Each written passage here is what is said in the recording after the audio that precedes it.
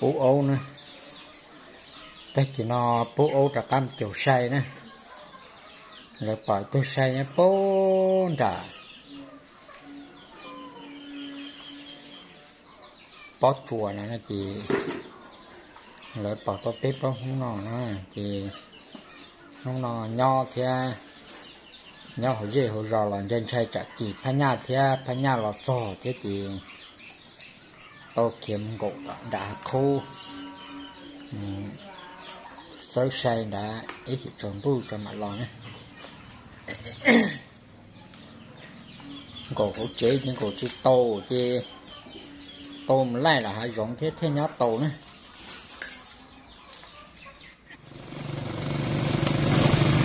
ô phải từ nó tô đạp bà tổ kia ô phải từ đấy xài nhỏ bố sổ bó chùa sổ nó nè nơi giờ nó xài toa thao cái sống bố sổ bỏ nhau chia chia sổ nè giờ nó là có một sớ cái của nhau lại mà ấu đi mà kìa áo to nó thôi tụi nó chỉ mê mà cũng thành lại cho cua thôi chỉ chỉ nhẹ trâu cơ để bố tạo từ trong nó bố số có chuồn đi bỏ số nó từ lò tiêu lò say đúng không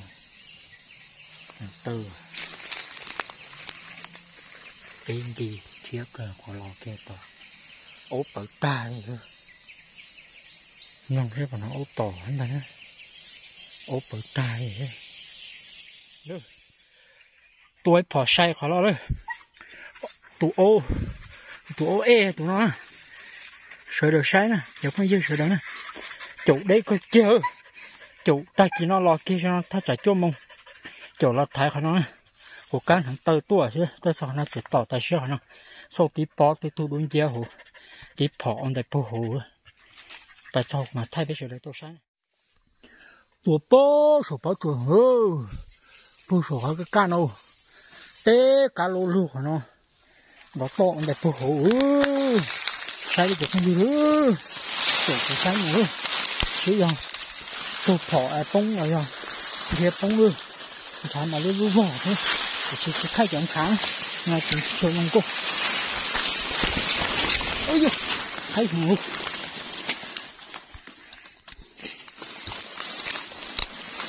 sao tiền con nó mà trái màu ôi vừa thì con đủ con đủ ông hồi cho đã lọt cửa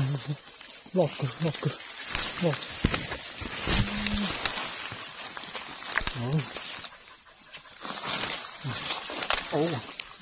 ông mà cả nó kìa cả chụp xuống đi tỏ ấy con này nhớ tỏ với cỏ thằng nó đấy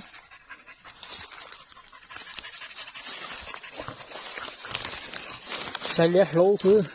chỉ cho lọt đi tụi mổ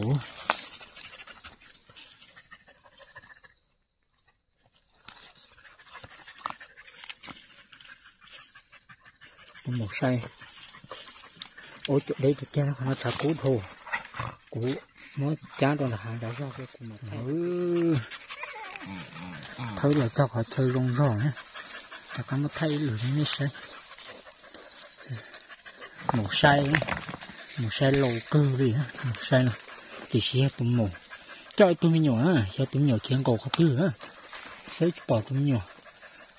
bà tao chủ gì mọi tụi lọt tụi mẹ tụi nó tụi mù lâu rồi cuốn khổ vò cái rổ tụi mình nhỏ khiến cổ vô số dễ mẹ ôi chủ tụi lo tụi mù lâu nó là do trái nè ôi chỉ sao thì thế nào bắt tua xe thôi bắt tua chỉ bông số lò mù gì nhưng sao thì chẳng thể phụ bỏ nè lũ đây có kia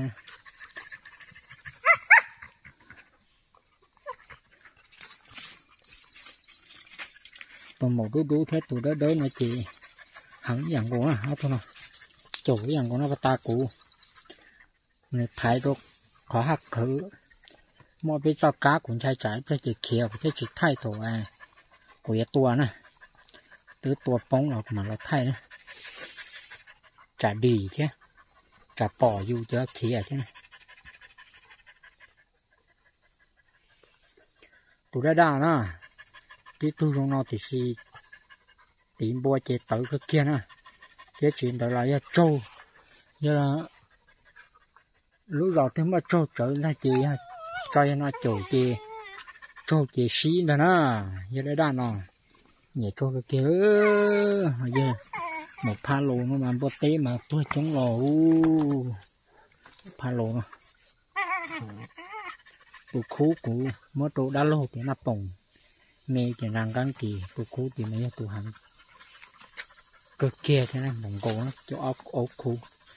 chỉ chỉ mà mấy tụ đá lô vậy cho tụi nó chỉ thế nó xuống đó tôi ốc rồi chị nữa thì đó tụi nó tôi một tí một tụ tổ cho ôi tới một pha giờ tụi đó đỡ nó một pha đó tụi nó pa thay nó đó rồi bài trộm chia thì chỉ thay chỉ lấy đồ này sai nè tôi chế đồ này sai bà nói hiện bà đặt cácตัวlấy nè khan để cơ này to xong nó kia chỉ lấy trộm bột tê liền trộm lo một con như lửa cái chỉ một tua thôi thì sau luôn tay chứ chỉ bà nói theo bà đặt cácตัวlấy nè một xe lô thì chỉ xe liệt lô số lo này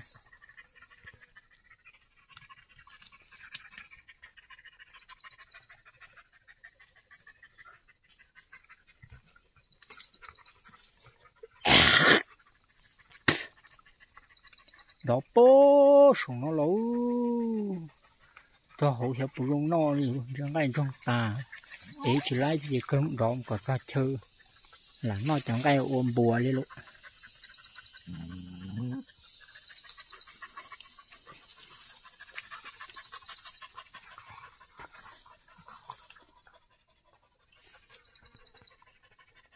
ôi tiền giòn món nhét tay ôi dậy bi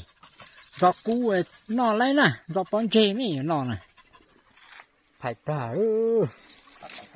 nó phải ta chờ nó ra nhúng bể nó ra nhúng bể tài thì cho lọt cho nó cho nó ra cho không đi cho cắt cá cho pro cái gì cho vô mò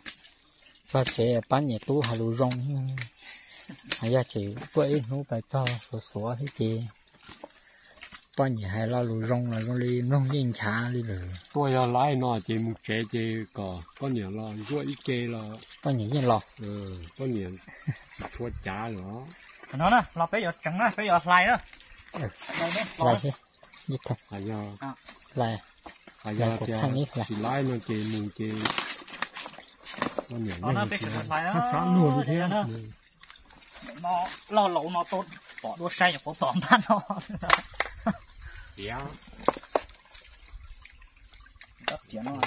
bắn nó nên thì sẽ có tránh chế được mặt giá có tơ nó có tơ nhiều theo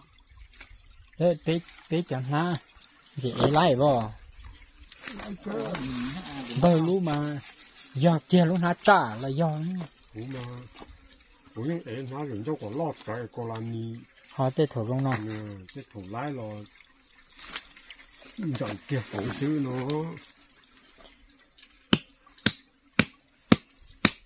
nó giảm muối hết trớ giảm muối hết trớ chúng bớt tế dễ sớm mà chứ lúc nào mê thì xí lúc nào trả tí xíu nó rong cơ nó trả rồi mà do không có mà chỉ lấy là cô cả lìa tới chuyện nhà hay lấy gì phải một tay nó trả cái gì mà rong thế thế vậy một tí chúng thật tài rồi bớt tế nó nêu chả một phua nó chỉ lấy một chục khương này hổ đấy phua kia là mà nhớ chỉ phua chế ấy chỉ lấy thế này chị mốt phua thôi sẽ chở cái này nó luôn chào thôi. Phua thì mốt tía phê thì cái đó thì thôi.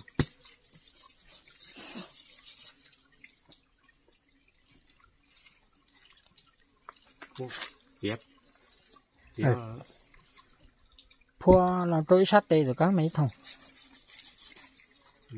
Phua kia có tía mới phua nào gặp rồi nhưng mà tía tí. Chỉ phải lấy sát đây thôi.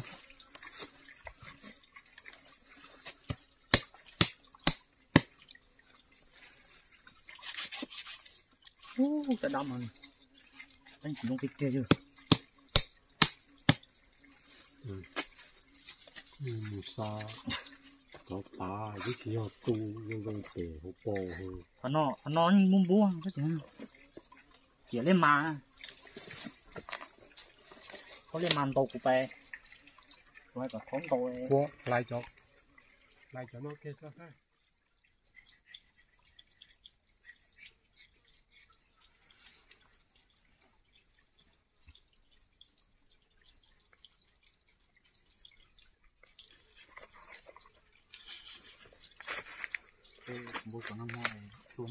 Ô, đây mê cơ đi.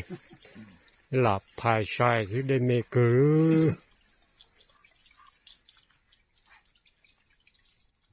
Có đi cơ. Tiền nó.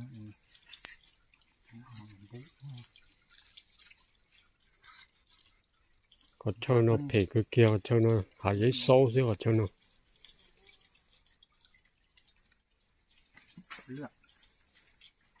Lúc nâng tuột chia chỉ nhưng thể nó đấy để chơi nó.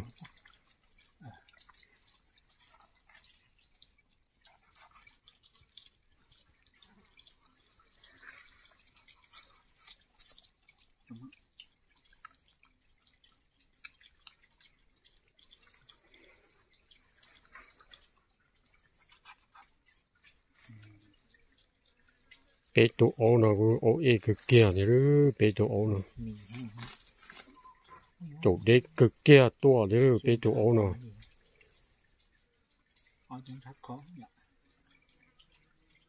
Ổ chỉ cho chê nữa ổ nó chỗ cực kia nữa ổ nó. Ổ chỗ chỉ cho chê đi chỉ nhưng cơ mà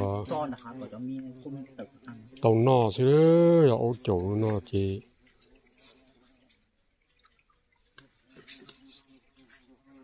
ba nan ổ có chẳng thế nào đó là cho ổ chỗ trong đi nó nhưng cơ thái xứ đi nào đi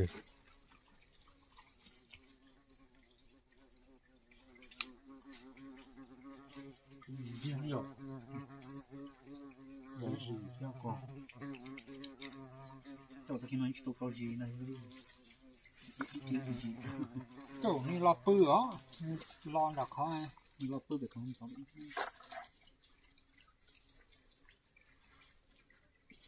Tiểu nó bự tỏ giá bò sát tỏ à, ố mà cha tỏ giá bò nữa. Chạy trên các hàng châu kia. Nó bị trắng thì nó phát tầm nó. Mình luôn á. Cái luôn. Ủa bây giờ chú đã cắm ơi tung nhỏ mỏ ra. nó cái nhiều mỏ á. Có tung cổ chứ. Ôi chả có hay kìa. Tụi mình nhổ cái chồng nước cho nó mà. Ô luộc cổ. Tao có biết luộc cổ ấy. Luộc cổ vậy ít tung gì đi ha. Nó tua á. Cũng có tua à. Sai. Đó. Một tua cờ rồi.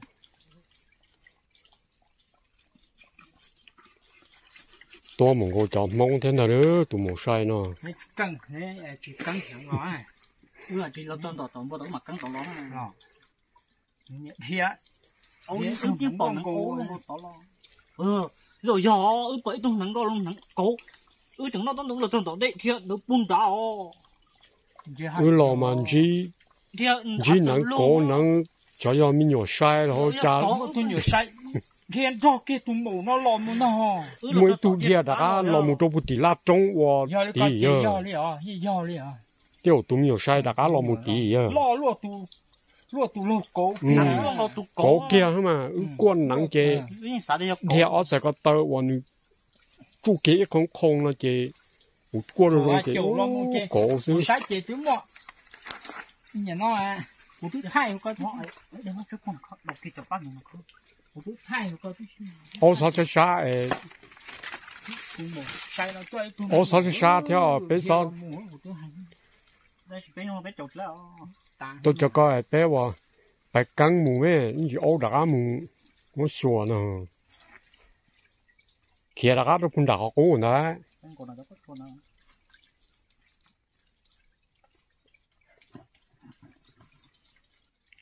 cũng khá hay thôi chỗ này ban chỗ tây vì có cô mì chứ chỉ sót quá lo cô mì ấy quá chả dày chua chứ sót tua một món lo một món lo dày chua chua sai đi là dày chua chua tụ lên đạp ta thì bài nữa đạp bài nữa món nọ đâu đi lại mỏ phụ ô bài nữa sợ chị bài chị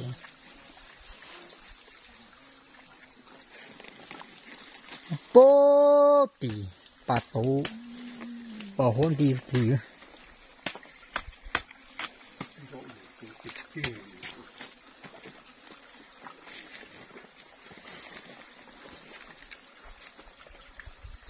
đó bố số nó là phải được nó dễ đi dễ lên mòn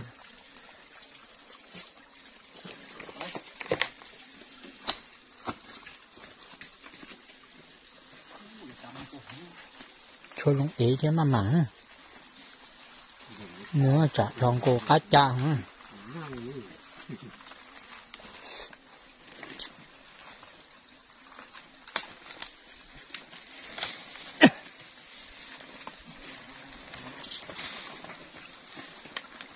chỉ cho nhá vào được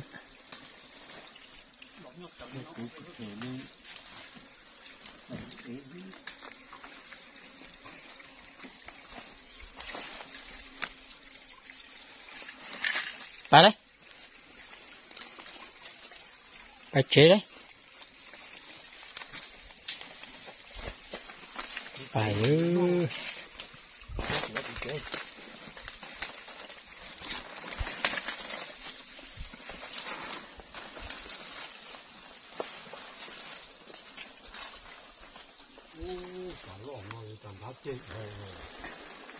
mà chú thì té xí ra tí thôi khởi có khó uống trà bông thò cá cha hả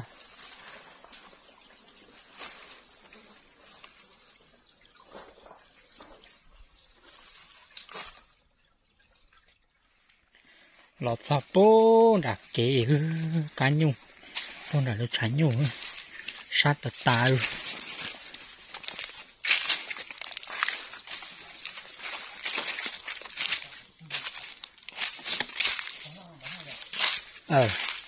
thì tôi hỏi cho một phua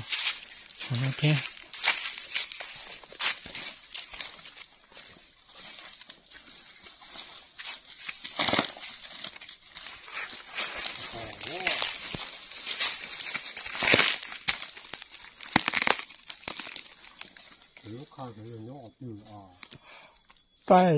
phải hả giả sử chẳng y lăng y na cô lô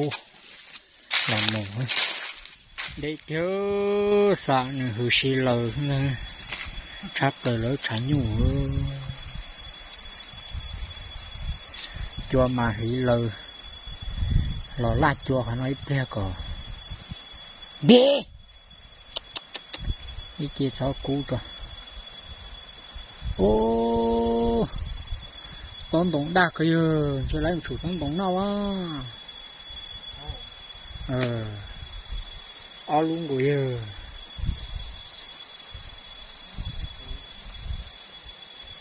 Ô cá chả cú hay gì chứ à? Chúng thôn tôi chả mà no hết chứ đâu. Cho là cho tí nữa.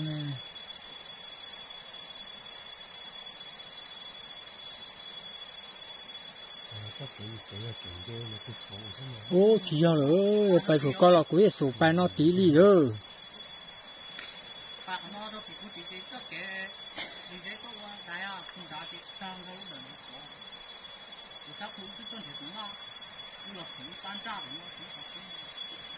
Tuần hiệp nó là tên nó. cái bồn ra bể tao hãy dùng tháo cái tổ la chỗ là bồn nó Sát tật ta hư mà xí lời gì. ra cái chuyện cả lấy chụp đi nhập nhập thịt lò là cái của nó sẽ tiêu cái Cú lâu nó cũng có tua lão tu kia sao? Ít tu mổ hay tu lâu cày kia.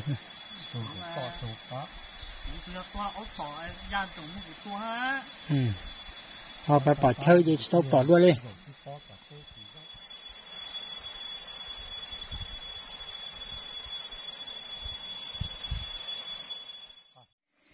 Ôi sát tà tài.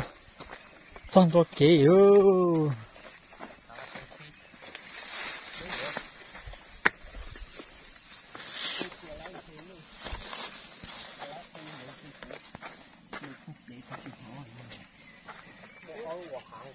Sát cái tiêu.